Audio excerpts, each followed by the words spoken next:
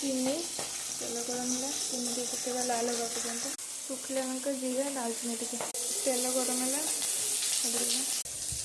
पियाज भलसे भाजीदेवा पियाज लाल कला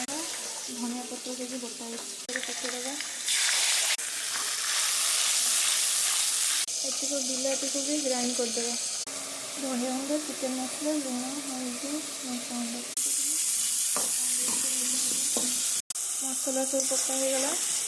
तेल टे ऊपर उठाणी एबे पकेबा बिलाटी बिलाटी बटा पकईदेवा भजा आलू को मसला दिहरे पकईदेवा कषेबा आलूटा को मसलाटा कषि आसला गरम पानी टिके दबा झोलटा फुटिला